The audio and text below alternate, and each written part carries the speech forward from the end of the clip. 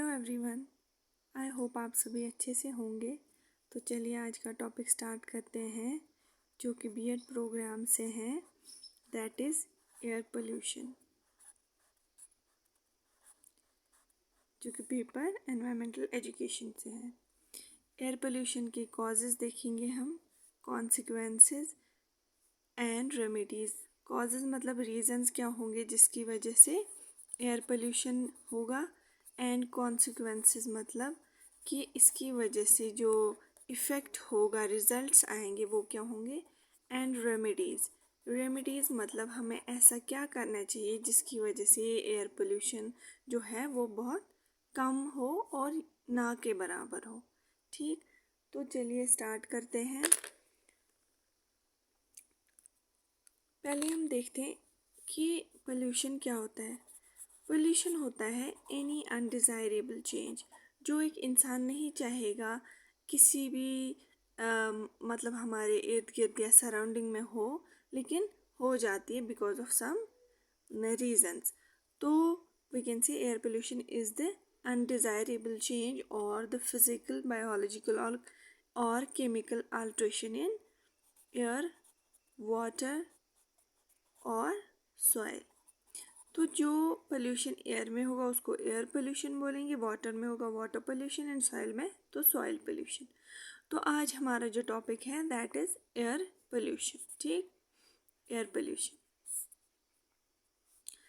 तो अगर हम देखें एयर पोल्यूशन क्या होता है, air pollution simply means contamination of air, air का गंदा होना सिंपली। ठीक, चाहे फिर वो फिजिकल, बायोलॉजिकल और we can say chemical alteration होगी। अल्ट्रेशन मीन्स जब चेंज होगी एयर के कंसंट्रेशन में, तो तब हम बोलेंगे दैट एयर पोल्यूशन हो गया है। एयर पोल्यूशन में हार्मफुल गैसेस ऐड होते हैं जिसकी वजह से ह्यूमंस पे हार्मफुल अफेक्ट होता है। ठीक, हार्मफुल गैसेस, डस्ट ऐड होता है, एंड स्मोक जो धुआं होता है उसमें भी सस्पेंडेड पार्टिकल्स होते हैं, उसमें भी हार्मफुल गैसेस प्रेजेंट होते हैं जिसकी वजह से जो है ह्यूमंस पे हार्मफुल इफेक्ट पड़ जाता है। ठीक, तो we can see air pollution is any undesirable change in the air. Pollutants क्या होते हैं? पोल्यूटेंट्स वो सब्सटेंसेस होते हैं जिसकी वजह से पोल्यूशन होता है। तो पोल्यूटेंट्स के टाइप्स देखते हैं। First is primary air pollutant, and second is secondary air pollutant. ठीक, प्राइमरी एयर पोल्यूटेंट में फॉर एग्जाम्पल सल्फर डाइऑक्साइड, ये जिस फॉर्म में प्रोड्यूस होता है कहीं से भी, चाहे फॉसिल फ्यूल्स जो बर्न करते हैं वहाँ से जिस फॉर्म में प्रोड्यूस होता है उसी फॉर्म में ऐड होता है इनटू द एटमॉस्फेयर। ठीक, तो सेकेंडरी एयर पोल्यूटेंट कौन सा है? स्मॉग और पैन पर ऑक्साइड नाइट्रेट। ठीक, ये जो स्मोक है ये स्मोक एंड फॉग जो है, स्मोक जो है किसी भी बर्निंग ऑफ फॉसिल फ्यूल या व्हीकल्स फॉर एग्जांपल, वहाँ से स्मोक अराइज होता है एंड फॉग अलग से होता है। तो ये कंबाइन होते हैं स्मोक एंड फॉग, तो फिर जाके बनाते हैं स्मॉग, फिर बनता है सेकेंडरी एयर पोल्यूटेंट। ऐसे ही पेरोक्साइड नाइट्रेट भी बनता है। ये सोर्स से निकलते तो अलग अलग फॉर्म है लेकिन कॉम्बिनेशन में दूसरी फॉर्म बनाते हैं। ठीक, स्मोक एंड पैन, तो बोलते हैं इसको secondary air pollutant.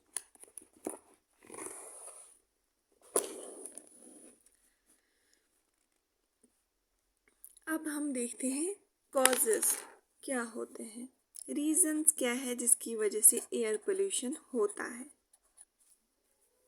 First one is burning of fossil fuels.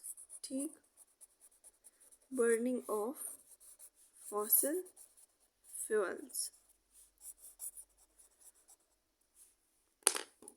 For example, coal और पेट्रोलियम, जब इसको जलाते हैं तो इनसे जो पेट्रोलियम लाइक ट्रक्स या जीप कार्स और ट्रेन्स और एयरप्लेन्स में ये फॉसिल फ्यूल्स यूज़ होते हैं या हम कोल की बर्निंग करते हैं तो वहाँ से जो है बहुत सारे हार्मफुल गैसेस इमिट होते हैं लाइक सल्फर डाइऑक्साइड, जो कि अभी मैंने बोला ये प्राइमरी एयर पोल्यूटेंट है।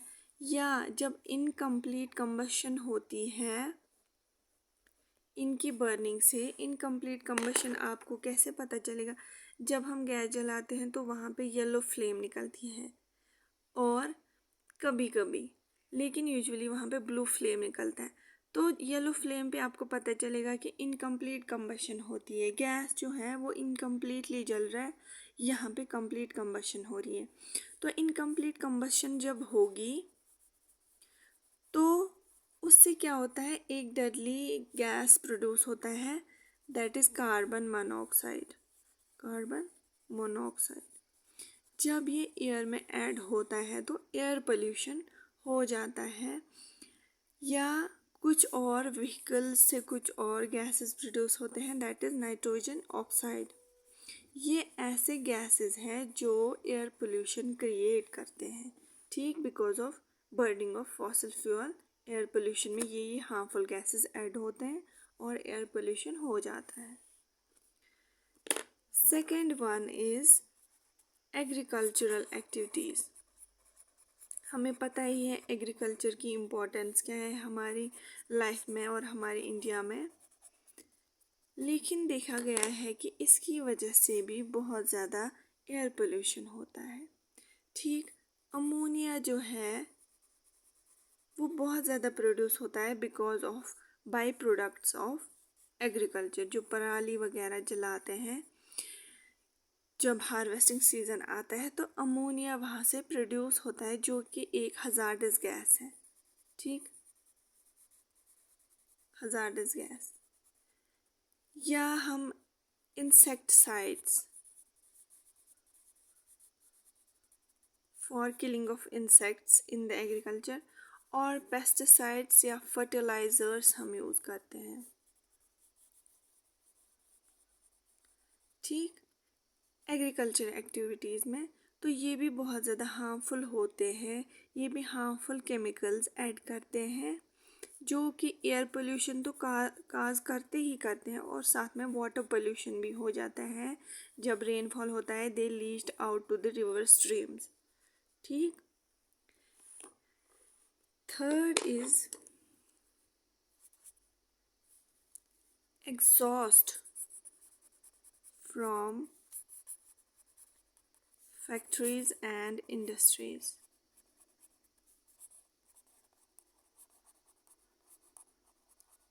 ठीक, एग्जॉस्ट जो निकलता है, जो भी गैसेस निकलते हैं फ्रॉम फैक्ट्रीज चिमनीज के थ्रू, उनमें से क्या क्या गैसेस आते हैं, for example carbon monoxide, hydrocarbons and organic compounds.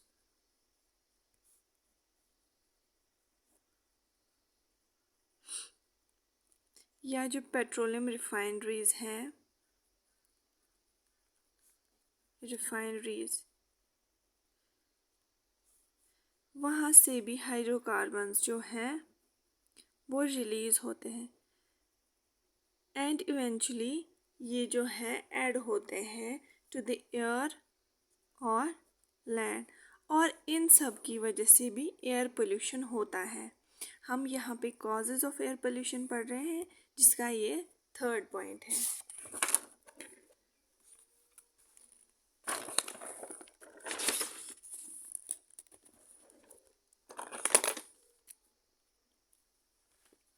अब आते हैं हम फोर्थ पॉइंट पे, that is mining operation. Mining क्या होती है, जब सिंपली ज़मीन के अंदर, सॉइल के अंडरग्राउंड जो है मिनरल्स प्रेजेंट होते हैं और उनको एक्सट्रैक्ट करते हैं, हम निकालते हैं with the help of using large equipments. ठीक, जब हम इनको निकालते हैं इन मिनरल्स को ज़मीन से, तो ऑब्वियसली जब यहाँ पे निकालते हैं तो डस्ट बहुत ज़्यादा प्रोड्यूस होती है, बहुत ज़्यादा केमिकल्स अराइज होते हैं इनटू द एटमॉस्फेयर, और एयर पोल्यूशन होता ही होता है। यहाँ पे जो वर्कर्स होते हैं उन पे भी बहुत डेडली इफ़ेक्ट होता है, डिटीरियोटिंग हेल्थ इफ़ेक्ट्स होते हैं उन पे, जो रहने वाले लोग होते हैं विसिनिटी ऑफ दिस एरिया, उन पे भी हेल्थ इफ़ेक्ट्स होते हैं। ठीक, माइनिंग ऑपरेशन से। अब आता है fifth point, indoor air pollution. Indoor air pollution का क्या मतलब है? जो पोल्यूटेंट्स हमारे घर के अंदर अराइज होते हैं, toxic chemicals, like for example कभी कभी घरों पे पेंटिंग होती है, ठीक, उसमें भी बहुत सारे एयर पोल्यूटेंट्स होते हैं, या हाउस क्लीनिंग प्रोडक्ट्स हम यूज़ करते हैं, ठीक, house hold cleaning products like Harpic वगैरह, तो उनमें भी जो पंजेंट स्मेल होती है वो भी एयर पोल्यूशन क्रिएट करते हैं। ठीक, या हम घर पे डस्टिंग करते हैं तो उसमें भी सस्पेंडेड पार्टिकुलेट मैटर होते हैं, या हम घर पे जो कोल वगैरह जलाते हैं तो उससे भी एयर पोल्यूशन होता है। ठीक, तो अब आते हैं कॉन्सिक्वेंसेस पे। कॉन्सिक्वेंसेस मतलब इफ़ेक्ट क्या रहेंगे इस एयर पोल्यूशन से। ठीक, इफ़ेक्ट क्या रहेंगे एयर पोल्यूशन से? पहला ही है रेस्पिरेटरी एंड हार्ट प्रॉब्लम्स। ये कॉमन हो चुका है आजकल के हमारे माहौल में। रेस्पिरेटरी प्रॉब्लम्स होती हैं ह्यूमंस में, लाइक निमोनिया एंड एज़मा, या हार्ट डिजीज़ होती है, कैंसर कंडीशंस देखी जाती है आजकल ह्यूमंस में। This is all because of air pollution. Second is global warming. आजकल देखा जाए तो हमारे माहौल में जो है टेम्परेचर बहुत बढ़ गया है एटमॉस्फेयर में, जबकि सितंबर में जो है सर्दियाँ होती थी, लेकिन जो टेम्परेचर है वो बहुत अराइज हो चुका है। This is because of air pollution, जो इंक्रीज टेम्परेचर हो चुका है, और जिसकी वजह से जो हमारे ग्लेशियर्स हैं वो मेल्ट हो रहे हैं, और सी लेवल जो है वो राइज हो रहा है। सी लेवल मतलब कि अगर पानी यहाँ तक होता था सीज में, हमारे सी, तो ये जब यहाँ से ग्लेशियर्स मेल्ट हुए तो पानी आया इधर, तो इसका ये जो लेवल है पानी का वो बहुत राइज हुआ, ऐड हुआ, तो इसकी वजह से जो इसके इर्द गिर्द जो स्टेट्स और रीजन्स होते हैं, ये जब पानी राइज होता है तो ये कहाँ जाएगा? ओब्वियसली ये यहाँ मूव करेगा, जिसकी वजह से फ्लड्स भी आएंगे। तो बहुत नेगेटिव इफ़ेक्ट होता है इस ग्लोबल वार्मिंग की वजह से, जो कि बिकॉज ऑफ एयर पोल्यूशन हुआ है। ठीक, थर्ड है एसिड रेन।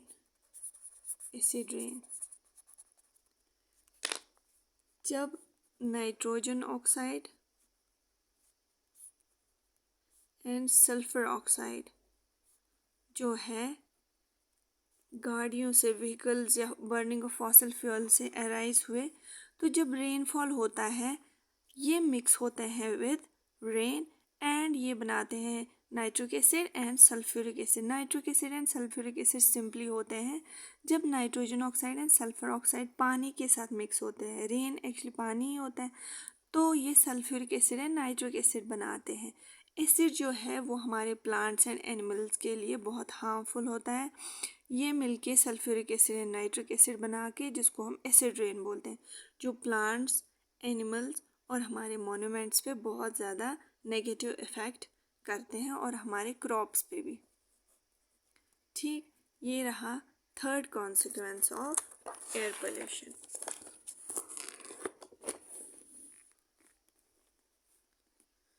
अब आते हैं फोर्थ पे, यूट्रोफिकेशन। ये लिखना आपको थोड़ा मैसी लग रहा होगा, लेकिन मैं नेचुरल वे में समझाने की कोशिश कर रही हूँ ताकि आप कोई भी चीज़ रट्टा न मारे और मैं आपको बिल्कुल सिंपल वे में समझाऊँ। यूट्रोफिकेशन क्या होता है? फॉर एग्ज़ाम्पल ये एक लेक है, ठीक, ये बिल्कुल प्योर है, लेकिन जब एयर पोल्यूटेंट्स हवा से आए या पानी हवा से आए, ठीक है, ये बन के जो रेन हुआ तो वो ये यहाँ पे डिपॉजिट हुए लेक में, ठीक, हवा में सस्पेंडेड पार्टिकल्स थे, एयर पोल्यूटेंट्स थे, ये यहाँ पे जो है डिपॉजिट हुए रेनफॉल की वजह से। तो इनमें जो है नाइट्रोजन होता है, नाइट्रोजन जो एल्गी वगैरह के लिए जो है यूज़फुल होता है। तो ये लेक में डिपॉजिट हुए तो यहाँ पे एल्गल ग्रोथ होता है, ये नाइट्रोजन कंज्यूम करके एल्गल ग्रोथ होता है। एल्गल ग्रोथ जो हुआ तो इसकी वजह से यहाँ पे लेयर बनती है, ठीक, जो नीचे फिश वगैरह होता है उन पे बहुत इफ़ेक्ट पड़ता है। तो यहाँ पे जो है अंधेरा होता है, इनके लिए लाइट जो है वो फंक्शन के लिए बहुत ज़रूरी होती है। यहाँ पे जो फाइटोप्लैंक्टन्स ग्रो होते हैं उनको कंज्यूम करके फ़िश ग्रो करती हैं, लेकिन जब उनको इनकी डिटेरियोरेशन हुई तो यहाँ पे जो है लेक पे भी नेगेटिव इफ़ेक्ट पड़ा और यूट्रोफिकेशन राइज होती जाती है। तो यूट्रोफिकेशन एक नेगेटिव कॉन्सिक्वेंस है that is occurring because of air pollution. फिर है फिफ्थ जो है इफ़ेक्ट ऑन वाइल्ड लाइफ। जब हमारा एयर जो है वो गंदा होता है तो वाइल्ड लाइफ पे भी नेगेटिव इफ़ेक्ट पड़ता है, ठीक। Depletion of ozone layer, depletion of ozone layer. हमारी ओजोन लेयर क्या है? ये एक थिन लेयर है जो स्ट्रेटोस्फेयर में प्रेजेंट है, ठीक, स्ट्रेटोस्फेयर में थिन लेयर प्रेजेंट है जो ओजोन से बनी है, O3 से। ये हमारे जो एटमॉस्फेयर में हम रहते हैं, ह्यूमंस रहते हैं, एनिमल्स रहते हैं, प्लांट्स रहते हैं, उनको बचाते हैं यूवी रेज से। अल्ट्रावायोलेट रेज जो है रेडिएशंस हैं, ये अगर इंसान पे पड़ती है तो skin cancer and various negative effects पड़ जाते हैं, लेकिन ये ओजोन लेयर जो है हमें बचाती है इस यूवी रेडिएशन से। लेकिन धीरे धीरे क्या हो रहा है, क्लोरोफ्लोरोकार्बन्स जो है एयर पोल्यूटेंट, क्लोरोफ्लोरोकार्बन्स, इनमें क्लोरीन है जो कि ओजोन को है तोड़ता है, ठीक, ये ओजोन को अलग अलग कंपोनेंट्स में तोड़ता है। तो ये जो ओजोन है ये इधर इसमें होल्स हो जाते हैं, ठीक, डिप्लीट होता है ये जो है थिनिंग होती है, यहाँ पे थिनिंग होती है इस ओजोन लेयर की। तो नेगेटिव इफ़ेक्ट्स भी होते हैं ह्यूमंस पे और हमारा एयर भी पोल्यूट होता है, ठीक। अब रेमेडीज़ क्या होंगी? रेमेडीज़ मतलब कि हमें क्या करना चाहिए जिसकी वजह से जो है एयर पोल्यूशन जो है वो कम हो। First is use of public mode transport, use of public mode of transport, mode of. आजकल हमें पता है कि क्या जो है हमारी सोसाइटी का सिनेरियो है, हर किसी के पास अपनी प्राइवेट गाड़ी है, जिसकी वजह से व्हीकुलर इमिशन जो है वो ज़्यादा हो रहा है। तो हमें क्या करना चाहिए? एज अ गुड सिटीज़न हमें जो है ऑल्टरनेट डेज में पब्लिक ट्रांसपोर्ट यूज़ करना है। अगर हमारे घर में गाड़ी है उसको घर पे ही रखना है, पब्लिक ट्रांसपोर्ट यूज़ करना है ताकि कम से कम इमिशन हो एटमॉस्फेयर में, ठीक। सेकंड है कंजर्व एनर्जी। एनर्जी कैसे कंजर्व कर सकते हैं हम? हमें फ़ैन जो अननेसेसरी ऑन है या लाइट है उनको स्विच ऑफ करना है, ठीक। जब हम ये सब स्विच ऑफ करेंगे तो एनर्जी बच जाएगी, तो वहाँ से जो एनर्जी बन के आती है उस पर प्रेशर भी कम पड़ेगा और फॉसिल फ्यूल्स भी कम यूज़ होंगे, और जो इलेक्ट्रिसिटी बन रही है उस पर भी वो भी कम यूज़ होगी बाय अस, और उसकी वजह से एटमॉस्फेयर में जो पोल्यूटेंट्स हैं वो कम ऐड होंगे। थर्ड इज 3 Rs अपनाने हैं। रेयूज,